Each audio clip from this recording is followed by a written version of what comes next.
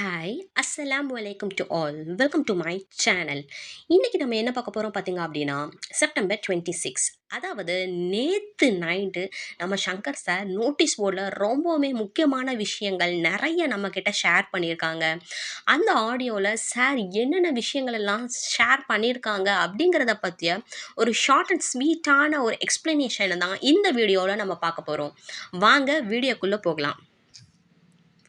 எஸ்பிஓவை பற்றி புரியாத நபர்கள் செய்கிற மெசேஜ் மற்றும் செயல்கள் காரணமாக இந்த 10% புரியாத மக்களுக்காக மீதம் இருக்கிற 90% மக்கள் மீதும் கோபம் காட்டுறது தவறு அப்படிங்கிறதுனால சாரு குறைஞ்சது நம்மளுக்கு ஆடியோ கொடுக்கறதுக்கு முன்னாடி 2 நிமிஷம் யோகாசனம் செஞ்சுட்டு தான் பேச வேண்டி இருக்கு அப்படின்னு தன்னுடைய வருத்தத்தை இங்கே தெரிவிச்சிருக்காங்க. நம்ம அரிசி கடை, எண்ணெய் கடை, மளிகை கடை, சூப்பர் மார்க்கெட், ஜவுளி கடை, தியேட்டர், நகை கடை, இந்த மாதிரியான வியாபாரம் செய்யக்கூடிய வாடிக்கை கடையை வைத்திருக்கல. இது எல்லாமே டீம் வச்சு அவங்க தினசரி தேவைகளை அவங்களே நிறைவேற்றிக்குவாங்க. ஆனால் எஸ்பிஓ இப்படிப்பட்ட ஒரு கடை சார்ந்த ஒரு வியாபாரம் கிடையாது. புதுவிதமான பிஸ்னஸ் யுத்திகளை கையாளக்கூடிய ஒரு டிஜிட்டல் மார்க்கெட்டிங் செய்யும் ஸ்தாபனம் தான் நம்ம எஸ்பிஓ. எஸ்பிஓ மாதிரி வேறு எங்கேயுமே நீங்கள் ஒரு பிஸ்னஸ் பண்ணக்கூடிய கம்பெனியை பார்க்கவே முடியாது. ஏதாவது ஒரு தாமதம் ஏற்பட்டால் எஸ்பிஓ ஸ்டாம்ப்ஸ் பொறுமையாக இருக்கணும் அப்படிங்கிறது ரொம்பவுமே முக்கியம். இது பார்ட் டைம் ஜாப் தான். யாருமே இங்கே முழு நேரம் வேலை செய்யக்கூடியவங்களாக இல்லை. ஸோ வேலை இருந்துச்சு அப்படின்னா செய்யுங்க, இல்லைன்னா அமைதியாக வேலை வர்ற வரைக்கும் காத்துருங்க. பல மைல்களை கடந்து பல மணி நேரம் யாரும் இங்கே வேலை செஞ்சு கலைக்கலை. இது மாதிரி நம்ம கலைச்சிருக்கோம் அப்படின்னு நீங்கள் நினைக்கிற அந்த தாட்ஸை நிறுத்தி கொள்ளுங்க. இது வெறும் பார்ட் டைம் ஜாப் தான். எந்த அப்டேட்டும் வரணும் அப்படின்னா நோட்டீஸ் போர்டில் மட்டும்தான் முதல்ல வரும் அப்படிங்கிறத நீங்கள் புரிஞ்சுக்கங்க. அதை விட்டுட்டு குரூப்புக்கு போய் மெசேஜ் செய்கிறது, கமாண்டர்களை தொந்தரவு செய்கிறது, யாருடைய நம்பர் கிடச்சிருச்சுன்னா அவங்களுக்கு மெசேஜ் செஞ்சு தொந்தரவு செய்கிறது, கமெண்ட் செய்ய ஒரு இடம் கிடைச்சா போதும் வாய்க்கு வந்தபடி டெக்ஸ்ட் செய்கிறது, இந்த மாதிரியான செயல்களில் ஈடுபடுறத நிறுத்துங்க. உங்களுடைய கேள்விகளுக்கு பதில் கிடைக்க வேண்டும் அப்படின்னா நோட்டீஸ் போர்டை மட்டுமே சரியான வழி அப்படிங்கிறத புரிஞ்சுக்குங்க. சங்கர் சார் அதற்காகத்தான் இருக்கிறாங்க அப்படின்னு தெரிஞ்சும் அதை நீங்கள் ஃபாலோ பண்ணுறதுக்கு மறுக்கிறீங்க. அறிவிப்பு அப்படிங்கிறது எல்லாருக்குமே பொதுவான ஒன்று தான். யாருக்குமே செப்பரேட்டாக போய் எந்த ஒரு அனௌன்ஸ்மெண்ட்டும் கொடுக்கறது கிடையாது. அனைத்து மொழி நபர்களுக்கும் நோட்டீஸ் போர்டில் ஆடியோ அதான் அது மற்ற மொழிகளில் மாற்றம் செய்யப்பட்டு உங்களை வந்தடையும். மாற்று மொழி நபர்களுக்கு தமிழ் மொழி புரியாமல் இருக்கலாம், ஆனால் நோட்டீஸ் போர்டில் ஆடியோ வந்திருக்கு அப்படிங்கிறது தெரியும் இல்லையா?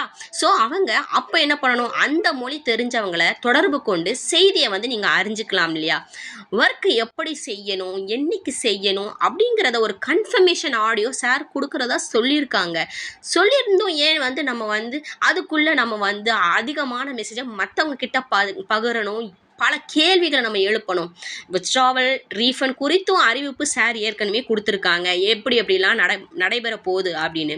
புதிதாக அப்டேட் செஞ்சுருக்கிறத பற்றியும் வேலை எப்படி செய்யணும் அப்படிங்கிறத குறித்தும் விரிவான ஒரு விளக்கம் தர்றதாகவும் சார் சொல்லியிருக்காங்க. இப்படி சொல்லியும் நம்ம பல இடத்துல கேள்விகள் கேட்பது ரொம்பவுமே தப்பு.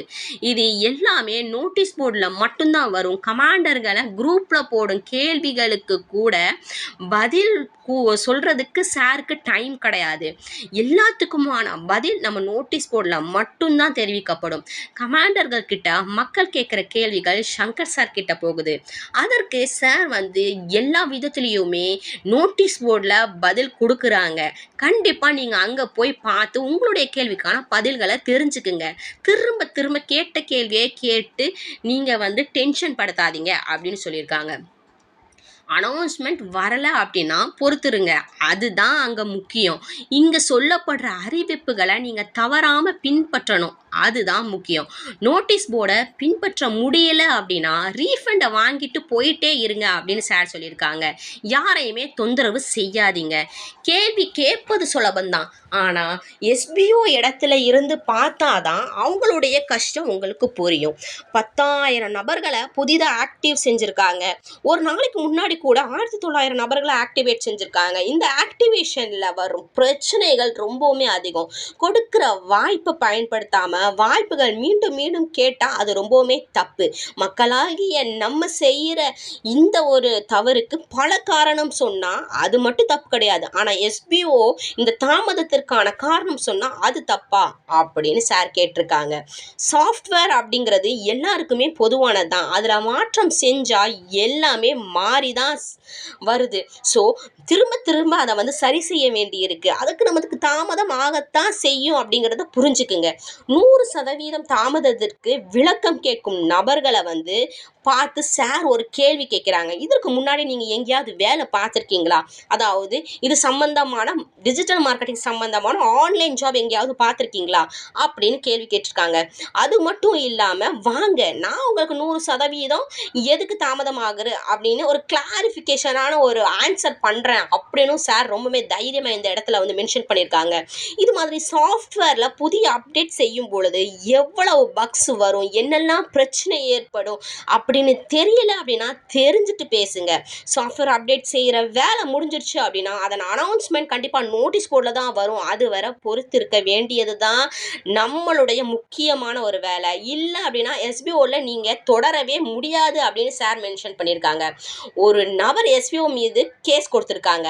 பணம் கட்டி மோசம் போனதாகவும் வேலை தராமல் ஏமாத்திட்டாங்கன்னு பணம் திரும்ப தர்றதா சொல்லி இன்னும் தரலை அப்படின்னும் மாதக்கணக்கில் நாட்கள் போயிடுச்சு, எந்தவித செய்தியும் வரல அப்படின்னும் அவரை நம்பி சேர்ந்த நபர்கள் ஏமாற்றம் அடைந்ததாகவும் கம்பெனியை தொடர்பு கொள்ளவே முடியவில்லை, கம்பெனி எங்கே இருக்குன்னே தெரியல, அப்டேட் ஒன்றுமே தரலை, பணத்தை எடுத்துக்கிட்டு ஓடிட்டாங்க. இப்படி பல தரப்பில் அவங்க வந்து கேஸை வந்து சொல்லியிருக்காங்க. அவங்க எஸ்பிஓவில் கட்டிய பணம் என்னமோ 6000க்கும் குறைவு தான், ஆனால் கிட்டத்தட்ட 18,000 சம்பாதிச்சிருக்காங்க அப்படிங்கிறத மட்டும் அவங்க வந்து தெரிவிக்கலை. அவர் கீழே சேர்ந்த 6 நபர்களுடைய ஸ்டாஃப் ஐடிகளை வந்து கொடுத்து இவங்களை வந்து ஏமாற்றியதாக சொல்லியிருக்காங்க. அவர்களுடைய டவுன்லைனஸ் ப்ரீமியமில் தான் சேர்ந்தாங்க. அவங்க ஒர்க்கிங் பேலட்டில் கிட்டத்தட்ட 2000க்கு மேலேயே அமௌண்ட் இருக்குன்னு வைங்களேன். ஆனால் அவங்களுடைய ஐடி பிளாக்ல இருக்குது. எந்த விட அப்டேட்டும் செய்யாமல் இருந்து பிளாக் ஆனவங்க. ரீஃபண்ட் ரெக்வஸ்ட் மெயில் மூலமாக அனுப்பலை, டேர்ம்ஸ் அண்ட் கண்டிஷனை ரிஜெக்டும் செய்யலை, ரீஃபண்ட் டீமையும் செலக்ட் பண்ணலை, கொடுக்குற அறிவிப்பை பின்பற்றாமல் அமைதியாகவே இருந்துட்டு பிளாக் லிஸ்ட்டில் போனவங்க தான் இந்த 6 பேரும். அந்த நபர் இப்படி எதுவுமே அவங்க டவுன்லைன் செய்யாமல் திடீர்னு கேஸ் கொடுத்துருக்காங்க. உடனே அதிகாரிகள் எஸ்பிஓ கிட்ட வந்து இதை பற்றி கேட்கும்போது நம்ம ரீஃபண்ட் ஸ்டேட்டஸை சார் அங்கே வந்து பகிர்ந்துருக்காங்க.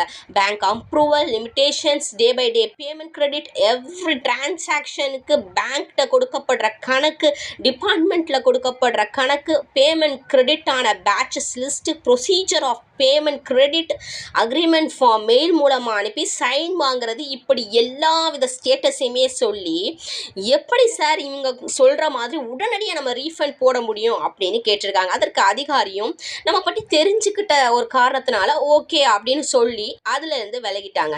மேலும் அவங்க எஸ்பிஓவில் இதுவரை அந்த கேஸ் கொடுத்த நபர் 18,000 சம்பாதிச்சுக்கிறதையும் ஒர்க்கிங் வேலெட்டில் கூட 7,000 வேலெட்டில் அமௌண்ட் இருக்கிறதையும் சார் வந்து அந்த அதிகாரிகிட்ட சொல்லியிருக்காங்க. அப்போ அந்த அதிகாரி கூட அவங்க இது குறித்து என்கிட்ட சொல்லவே இல்லை அப்படின்னு அவங்க மறைச்சதும் அங்கே தெரிய வந்திருக்கு. ஒரு அறிவிப்பு நோட்டீஸ் போர்டில் வர தாமதமானால் அது வர்ற வரைக்கும் காத்துருங்க. மீறி எந்த குரூப்லையாவது போய் இது குறித்த கேள்விகள் நீங்கள் கேட்டீங்க அப்படின்னா கேட்பவர்கள் குரூப்பில் இருந்து நீக்கப்படுவாங்க. அதற்கு பதில் கூறும் நபர்கள் ஐடி பிளாக் செய்யப்படும். ஸோ புரிஞ்சு செயல்படுங்க. எஸ்பிஓ கூறும் அறிவுரைகளை பின்பற்றாதவர்கள் எஸ்பிஓவுக்கு தேவையே கிடையாது. எஸ்பிஓ ஃபேக்கு, ஃப்ராடு, சீட்டு இப்படிலாம் டைலாக்ஸ் கூறுறீங்களே, தாமதமாவதற்கும் ஏமாத்துறதுக்கும் வித்தியாசம் உங்களுக்கு தெரியாதா அப்படின்னு சார் இங்கே கேட்டிருக்காங்க. வேலை இருந்தால் செய்யுங்க, இல்லைனா விட்டுடுங்க. அதை விட்டுட்டு இது மாதிரி இருக்காதீங்க. சாருடைய இந்த கோபம் எஸ்பிஓ மீது தவறாக குற்றம் சாட்டக்கூடிய நபர்களுக்கு மட்டும்தான். மற்ற யாரும் இது குறித்து வருத்தம் கொள்ள வேண்டாம். எஸ்பிஓவை யாரும் குறை கூறக்கூடாது அப்படிங்கிற ஒரு நோக்கத்துக்காக தான் எங்கெங்கோ போய் பல அப்ரூவல்ஸை வாங்கி வச்சுருக்கோம். யார் எங்கே சென்று கேஸ் கொடுத்தாலும் எடுத்துக்கவே மாட்டாங்க. அதுதான் உண்மை. நவம்பர் மாத இறுதிக்கு மேலே யாருக்காவது பேமெண்ட் பெண்டிங் இருந்துச்சு அப்படின்னா அப்போ போய் நீங்கள் கம்ப்ளைண்ட் கொடுங்க. அதுக்கு முன் யாராவது இது மாதிரி செஞ்சீங்க அப்படின்னா அவங்களுக்கு ரீஃபண்ட் கண்டிப்பாக வழங்கப்படாது. கோர்ட் வர போய் இது குறித்த விளக்கம் வந்து சாரே கொடுக்குறேன்னு சொல்லியிருக்காங்க. மேலும் நம்ம கட்டிய பணத்திற்கு அவங்க நமக்கு தந்த அந்த ஜிஎஸ்டி தான் அதற்கு சாட்சி அப்படிங்கிறதையும் புரிஞ்சுக்குங்க. எஸ்பிஓவை யாரும் குறை கூறக்கூடாது அப்படிங்கிறதுக்காக தான் அவங்க சொந்த பணத்தை வச்சு நமக்கு எஸ்பிஓ வந்து ரீஃபண்ட் கொடுத்துட்டு இருக்காங்க. மீறி இப்படி குறை கூறுறது ரொம்பவுமே தப்பு. இன்னைக்கு ரீஃபண்ட் வேணும் அப்படின்னா கண்டிப்பாக வராது. எங்கே வேணும்னாலும் நீங்கள் போய் கேஸ் கொடுத்து பாருங்க அப்படின்னு சார் இங்கே சொல்லியிருக்காங்க. மேபி யாருக்காவது டவுட்ஸ் இருந்துச்சு அப்படின்னா மட்டும் அதை தீர்த்து வைக்குங்க. எந்த குரூப்லையாவது டவுட்ஸ் கேட்டால் தீர்த்து வைங்க. பதில் கூறியும் மீண்டும் மீண்டும் அதே கேள்வியை திருப்பி கேட்டாங்கன்னா அவங்க அந்த குரூப்ல இருந்து தூக்கிடுங்க அப்படின்னு சொல்லியிருக்காங்க. ப்ரொமோஷன் டீம் என்பது வந்து நமது தேவைக்காக தான் உருவாக்கப்பட்டுச்சு. மக்களாகிய நம்முடைய தேவைக்காக தான் உருவாக்கப்பட்டுச்சு. அதை விட்டுட்டு கேள்விகள் மட்டுமே கேட்பவர்கள் எஸ்பிஓக்கு தேவையே கிடையாது. ட்ரைனிங் பீரியட்ல சேல்ஸ் அண்ட் ப்ரமோஷன் டீம் வாரத்துக்கு ஒரு முறை மட்டும் குறைந்த கால அளவில் செஞ்சு முடிக்கிற வேலைக்கு ஏற்ற மாதிரி தான் நம்மளுக்கு சம்பளம் கிடைக்கும். இதற்காக யாரும் பட்டப்படிப்பு முடிச்சு இருக்க வேண்டிய அவசியமே கிடையாது. சொல்ற இன்ஸ்ட்ரக்ஷனை ஃபாலோ பண்ணாலே போதும். தவறு செய்கிறவங்களுக்கு இங்கு தான் அறிவுரை கூற முடியும். இதுக்குன்னு ஒரு தனி குரூப் வச்சு நம்ம வந்து அனௌன்ஸ்மெண்ட் கொடுக்க முடியாது அப்படின்னு சொல்லியிருக்காங்க. அதாவது பல பேர் சார் நீங்கள் தப்பு செஞ்சவங்களை மட்டும்தானே நீங்கள் மென்ஷன் பண்ணிட்டுங்க, எதுக்கு அது நீங்கள் பொதுவாக நோட்டீஸ் போர்டில் போடுறீங்க அப்படின்னு கேட்டிருக்காங்க. அதுக்கான பதிலில் தான் சார் சொல்லியிருக்காங்க. எல்லா இன்ஸ்ட்ரக்ஷனுமே வரக்கூடிய ஒரே குரூப் நோட்டீஸ் போர்டு தான். தவறு செய்பவர்களுக்கும் சரி தவறு செய்யாதவங்களும் சரி அதில் தான் நம்மளுக்கு வந்து இன்ஸ்ட்ரக்ஷன் வரும். ஸோ அதனால தான் இதில் போட்டிருக்கேன் அப்படின்னு சார் சொல்லியிருக்காங்க.